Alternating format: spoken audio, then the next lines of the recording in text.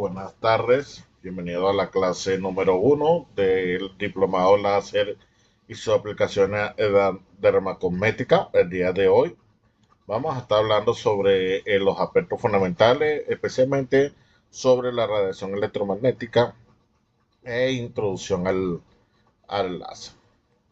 Es importante cuando nosotros trabajamos con los dispositivos láser entender que estamos trabajando con una radiación electromagnética y por definición la radiación electromagnética es una energía que se propaga en el espacio en forma de onda creando un campo de energía.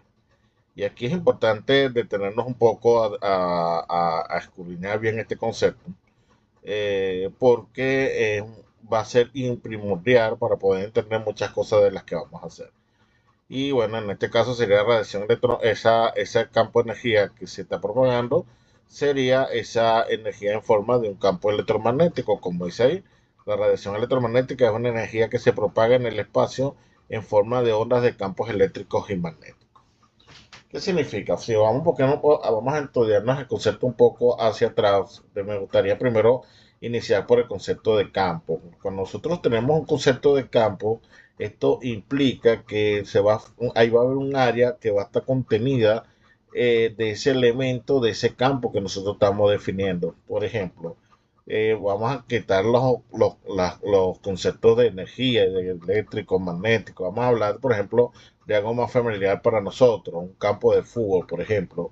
Un campo de fútbol, todo lo que pasa dentro del campo de fútbol es fútbol, o es el juego de fútbol.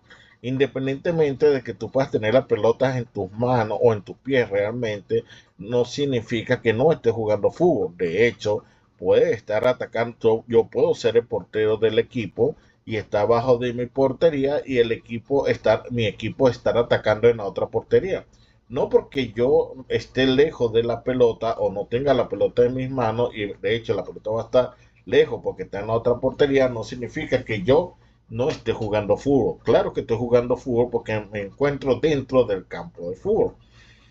¿Eso qué significa? Que el campo me define el área donde está ejerciéndose de alguna manera la acción de lo que está constituido el campo mismo. En este caso, cuando estamos hablando de un campo de energía, es que efectivamente hay una energía que se está propagando en forma de una onda, ¿ok? Y que se está propagando dentro de un campo. O sea que cuando estamos dentro de la propia emisión de esa radiación, nosotros podemos estar como si podemos pertenecer al campo electromagnético y por esto vamos a tener que tener en cuenta de esa radiación que se va a generar, cómo se va a generar, cómo va a interaccionar con nosotros, ya sea porque queremos hacer un tratamiento o porque estamos aplicando un tipo de tratamiento o sencillamente porque somos los operadores y nos tenemos que tener en cuenta los aspectos de seguridad porque estamos dentro del campo de la radiación láser que se está utilizando. En este campo, esa radiación que nosotros estamos utilizando, ahora sí, son campos eléctricos, son campos magnéticos, ¿verdad? Que contienen energía y que la están propagando en el espacio como tal. Ahora, lo propagan en una forma de una onda. ¿Y qué es una onda? Una onda es, como vemos ahí en la imagen, es una oscilación es movimiento alrededor de un punto de equilibrio que se mueve en el espacio. O sea, no solamente está oscilando, o sea, no solamente va y viene, sino que también se propaga en el espacio. Y entonces así definimos una onda. Una onda es una oscilación que se mueve en el espacio. ¿Qué es una oscilación? Una oscilación es un movimiento alrededor de un punto de equilibrio. Si nosotros agarramos una pluma y la comenzamos a oscilar, ¿verdad? Comenzamos a dar puntos de un punto a otro, donde el centro de donde estamos oscilando sería el punto de equilibrio, ¿verdad? Y si podemos oscilarlos alrededor de ese punto de equilibrio. Si nosotros si hacemos el ejercicio, colocas tu mano, comienzas a decir adiós, ¿verdad? Ahí estaríamos oscilando. Si colocas tu mano y comienzas a decir adiós, en este momento nuestra mano está oscilando. Pero si esa mano nosotros la comenzamos a colocar, la comenzamos a mover hacia adelante, ¿verdad? Y hacia atrás, hacia adelante, hacia atrás, entonces hemos creado una onda de mano, ¿ok? Sería un movimiento, fíjense que cada cierto tiempo la mano repite el movimiento, cada cierto tiempo se repite el movimiento, pero también como se está propagando en el espacio, cada cierto espacio, cada cierta distancia, el movimiento de la mano se repite. ¿Ok? Y este movimiento en la cual la mano repite su movimiento es lo que nosotros llamamos periodo. O sea, cada cierto tiempo la mano repite su movimiento, su oscilación, ¿verdad? Y va a haber un cierto tiempo donde se repite siempre ese periodo y es lo que nosotros llamamos la frecuencia. Pero no solamente va a ser interesante este concepto porque el concepto de periodo, repito, va a ser en el tiempo en que se repite el movimiento, o sea, en que se repite la oscilación de la mano, y la frecuencia va a ser el número de repeticiones que se da durante ese tiempo que nosotros hemos establecido, pero este mismo concepto nosotros lo podemos establecer para el movimiento espacial, así como hay cada cierto tiempo el movimiento se repite, ¿verdad? También hay cada cierto espacio el movimiento se va a repetir.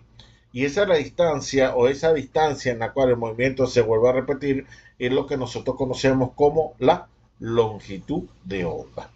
Y esto es importante porque justamente va a ser la distancia o los metros en la cual la onda se va a repetir y se va a dar nuevamente. Y esto es importante porque esto es lo que nos indica porque el tiempo y el momento en el cual la onda puede interaccionar con un elemento. ¿Por qué? Porque es lógico, si algo va a interaccionar con esa onda, lo que vaya a interaccionar con esa onda tiene que interaccionar dentro de ese periodo y dentro de esa distancia, porque si no va dentro de ese periodo, si la mano, haga el ejercicio, ponga a oscilar la mano muy lentamente, ¿ok? Y esa mano trata de interaccionar con la otra mano tiene que más o menos ir a la misma, al mismo tiempo para que puedan oscilar, porque si una mano va muy lenta y la otra pasa muy rápido, sencillamente no la logra ver el movimiento. Igual pasaría a nivel espacial, si la onda pasa con una cierta longitud de onda y la longitud de onda es muy grande y el objeto es muy chiquito, pues sencillamente no lo ve.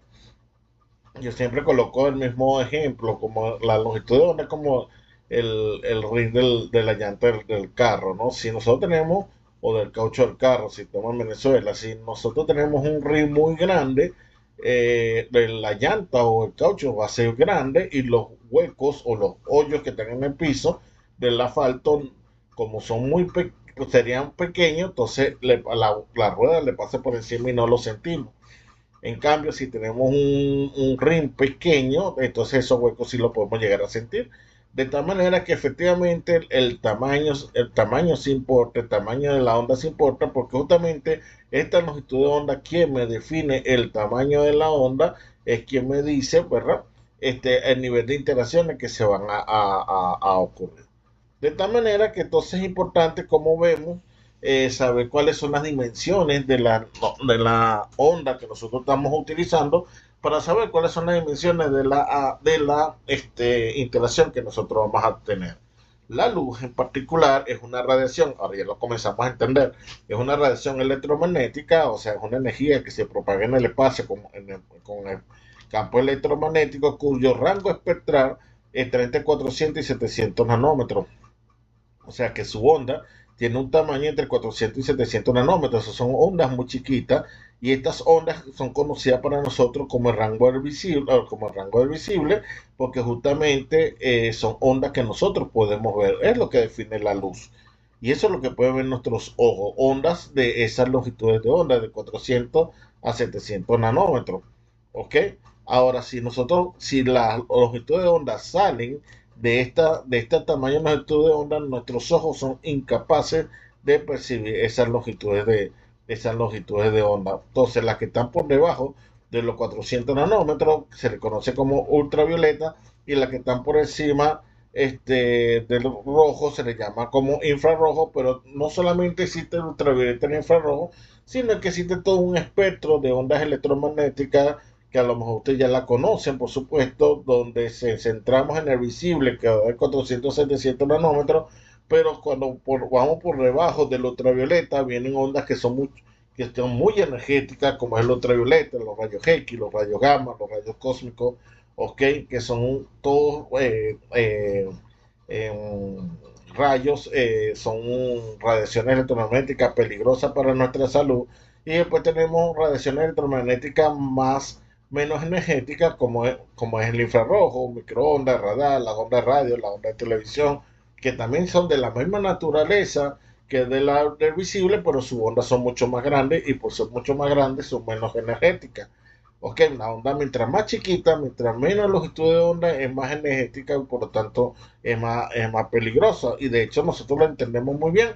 De hecho, en el ultravioleta, hacia abajo, hacia los rayos X, rayos gamma, rayos cósmicos, nosotros llamamos esto radiación ionizante, porque nos ioniza el cuerpo y nos causa daño, y la radiación no ionizante la colocamos del ultravioleta hacia arriba. De hecho, del UVC hacia arriba se le coloca radiación no ionizante. Y estamos acostumbrados a protegernos para la radiación no ionizante. Nosotros entendemos que no podemos estar expuestos a los rayos X y estamos acostumbrados a someternos a esa protección de rayos X, rayos gamma, rayos cósmicos. ¿Ok? Y bueno, consideramos que las demás radiaciones no son dañinas, porque la longitud de onda son mucho más grandes como para que no puedan generar una alteración. Pero de hecho tenemos que tener un ojo visor con esto, porque con la llegada del dispositivo que vamos a estar viendo el día de hoy, estas radiaciones que antes nosotros las considerábamos como no dañinas, pues eran radiaciones no dañinas cuyas potencias eran muy bajas. ¿Ok? Eran fuentes de luz extendidas, o sea, se utilizaba mucha longitud de onda y toda la energía se propagaba en todo el campo donde se sometía a esta radiación. Es decir, cuando nosotros prendemos un bombillo, ese bombillo ilumina todo el cuerpo y desplegando toda la energía alrededor de todo ese cuerpo. O sea, no la acumula en un centro, en un punto. Y justamente es lo que tenemos que tener en cuenta, porque justamente es lo que ahora nosotros vamos a querer hacer justamente con la definición del láser. Y de esta manera, entonces nosotros salimos de lo que sería el primer punto, que era la introducción a radiación, y entramos a lo que sería la definición de un láser. Justamente lo que queremos hacer con el láser es tener una radiación, ¿ok?, de luz amplificada. O sea, a la amplificación de una onda está, la energía de una onda está relacionada directamente con su amplitud. ¿Eso qué quiere decir? Que queremos tener una radiación de luz amplificada, o sea, queremos tener una radiación muy energética, ¿ok?, de que haya sido emitida de una manera estimulada. O sea, que nosotros hayamos estimulado esa radiación y que esa radiación sea muy, muy energética. Eso es lo que significa láser, de su sigla en inglés, Light Amplification and Stimulus Emission Radiation, como tal, ¿ok? Entonces, ¿cómo lo logramos? Justamente nosotros vamos a buscar la manera de excitar unos fotones, ¿verdad?, que van a estar constituidos dentro de algún material que contenga algún tipo de electrones, en la cual nosotros podamos excitar y hagamos brincar de una órbita a la otra para que pueda ser emitido los electrones, ¿ok?, para poder tratar de emitir esa luz, o ya sea en el visible, ¿ok?, para poderlo llamar láser, o en este caso en el ultravioleta, o en el infrarrojo, porque me deciste que de hecho el primer láser que se emitió no fue en luz, sino fue en microondas, y me llama ese láser, se llamó Maser. ¿Ok? Después se llegó al convenio de que todos los láseres se llamaran láser, y al lado se le colocaba el número, la longitud de onda, para identificar en qué rango espectral se encontraba como tal. Lo cierto es que nosotros, para tener la presencia de un láser, o estar en la presencia de un láser, tenemos que tener una serie de sistemas que nos permita tener esta emisión de luz con las condiciones que nosotros andamos específicas, que andamos buscando. Y para eso, primero nosotros necesitamos un sistema de bombeo, un sistema de excitación que me permite excitar los electrones, los elementos de algún medio, en la cual no nos permita llevar a un estado sí, de excitación, de alteración de material, en la cual nos permita liberar electrones, o liberar que vayan a buscar a regresar a sus orbitales eh, eh, base, y entonces ahí hay un desprendimiento de energía. Ese desprendimiento de energía se hace a través de los fotones. Así que recuérdense, nos vamos para química de noveno grado, tercer año, ¿verdad? Donde teníamos los orbitales, los electrones estaban alrededor de los orbitales, ¿verdad? Del núcleo. Entonces, si nosotros los sacábamos, ellos trataban de volver otra vez a su orbital natural, y cuando regresaban, pedían una cantidad de energía. Esa cantidad de energía que se dispara justamente sale en forma de fotones, y ahí podríamos tener nosotros los fotones. Este sistema de bombeo puede ser a través de la corriente eléctrica, a través de algún tipo de excitación de químico, pero lo más común ahorita es a través de una diferencia potencial, o sea, a través de conectándolo a un tipo de toma de corriente eléctrica. Después vamos a tener un medio activo, que es el que contiene los electrones, que es el que contiene cada uno de esos elementos que nosotros vamos a excitar. Por eso es que vamos a tener láser de diferentes medios: el láser de helio YAG, N de YAG, el láser alexandrita, láser de helio, neón, el láser de argón, láser CO2, porque cada uno tiene una estructura electrónica distinta, ¿verdad? Y al generar una estructura electrónica distinta, cuando yo la ejercito, ellos van a generar fotones distintos, fotones de diferentes longitudes de onda. Por eso es que de esta manera nosotros podemos producir láser de diferentes longitudes de onda para diferentes aplicaciones que nosotros podamos llegar a tener. Estos medios activos pueden ser gaseosos, metales, líquidos, inclusive lo primero que se utilizó fueron los gases. Se desarrollaron los estados sólidos, y hoy en día, o sea, muchos de estos dispositivos, bueno, por mucho tiempo se utilizaron piedras preciosas, y hoy en día se utilizan diodos, ¿verdad? Que son es el desarrollo en la cual nos ha permitido tener unos láser más asequibles, al utilizar estos diodos que simulan como si nosotros tuviéramos un rubí, como si tuviéramos un CO2 dentro de nuestro sistema láser. Después viene un concepto bien interesante, que es el sistema de medio de amplificación o de excitación, porque justamente el láser los fotones son emitidos, y si son emitidos y yo lo dejo que se vaya la luz, pues no me sirve de nada. Yo lo que hago es confinarlo dentro de una cierta área, como vemos aquí en el dibujo, donde los fotones yo los coloco dentro de unos espejos, de tal manera que el fotón tenga la capacidad de rebotar de un lado a otro, sin dejarlo salir, de tal manera que se exciten y comiencen a generar fuerza queriendo salir del lugar. Esto es como lo equivalente, por ejemplo, cuando estábamos pequeños y jugábamos la manguera del agua, le poníamos el dedo para que no saliera a disparar el agua, y después lo dejamos salir y salía un chorro de disparos. Bueno, eso es lo que vamos a hacer. Justamente vamos a condensar todos esos fotones para que vayan de un lugar a otro, vayan de un lugar a otro, y después nosotros estratégicamente le vamos a abrir un huequito al láser para que esos fotones salgan de manera disparada, ¿ok? Como si fueran como si llevaran una dirección, y todos van con la misma velocidad y con la misma energía. De ahí que logramos considerar los tres elementos que tiene que tener una fuente de luz para ser considerado láser. Uno tiene que ser monocromático, o sea que deben considerar siempre la misma longitud siempre considerar la misma longitud de onda, tener la misma longitud de onda. Esa fuente de luz tiene que ser coherente y conservar siempre la misma cantidad de energía, y ser colimado, o sea, no abrirse, sino viajar en línea abierta. Si usted está en una fuente de luz que sea monocromática, coherente y colimado, o sea, no diverge, está en la presencia de lo que sería un láser, que sería una luz amplificada, una radiación de luz amplificada de manera emitida de manera estimulada. Entonces, esto es lo que hace especial al láser. ¿Por qué? Porque al ser monocromático, ¿verdad? Entonces significa que nosotros sabemos exactamente de qué tamaño es la radiación que nosotros estamos lanzando. O sea, entonces sabemos de qué tamaño va a ser la interacción que va a tener ese láser al medio que nosotros lo estemos enviando. Ahora lo que nos faltaría saber cuáles son los elementos o cuáles son los elementos que nosotros queremos que interactúe para saber cuáles son el tamaño de ese medio y saber el enlace adecuado que tenga el tamaño adecuado para que se dé la interacción.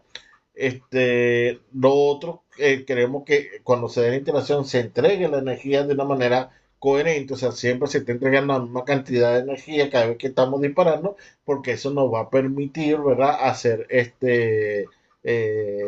calcular dosis, determinar dosis de acuerdo a la cantidad de energía que nosotros vamos a entregar para finalmente, por supuesto, y si podemos tener mucha longitud de onda monocromática y está entregando una cantidad de energía, pero si no lo podemos direccionar a través de la colimación, como justamente de nada nos serviría. De tal manera que ahora nosotros hemos logrado concentrar la energía en un haz, enviarlo todo a un mismo punto con una misma longitud de onda. De tal manera que hemos logrado mucha energía, concentrarla un punto, y entonces eso nos da que vamos a poder hacer trabajos que antes no se podían hacer con la luz porque se disipaba mucho la energía, y ahora nosotros concentramos la energía porque ahora vamos a tener mucha energía, la vamos a tener amplificada y localizada.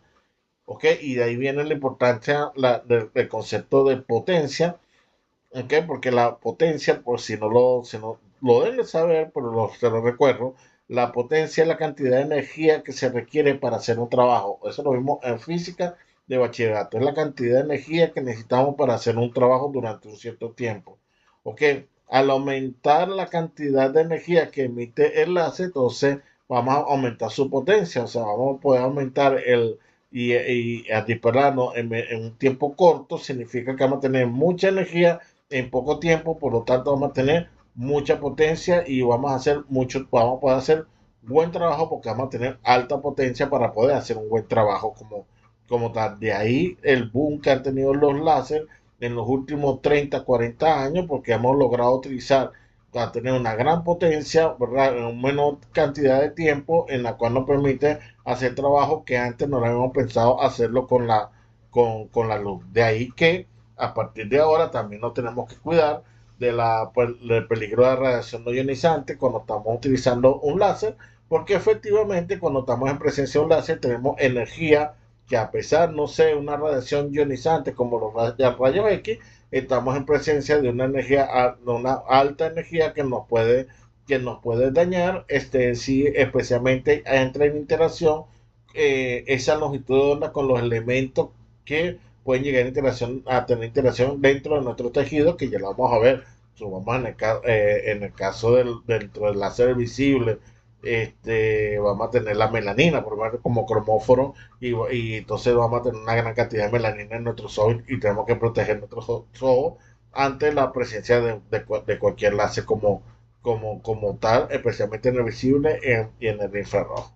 Entonces, como verán, esta radiación no ionizante, a pesar de no ser no ionizante, pero sí es muy altamente energética debido a su forma de haber sido estimulada y haber sido generada, por lo tanto tener una gran potencia para poder hacer el trabajo, y tenemos que tener cuidado en el manejo de la bioseguridad cuando estemos trabajando con el láser. Esto lo vamos a ver más adelante en la clase, en la clase que viene, donde vamos a estar revisando estos aspectos de bioseguridad que tenemos que manejar a la hora de utilizar un láser como tal. Bueno, muchachos, esto ha sido todo por la clase del día de hoy. Es un placer tenerlos todos aquí. Vamos a iniciar las actividades ya de este diplomado. De envío por el, por el grupo de WhatsApp las actividades a desarrollar en sus hogares para traerlas en la próximo día jueves, en el día del foro chat. Bienvenidos y bueno, nos activamos con el diplomado. Nos vemos en la próxima clase.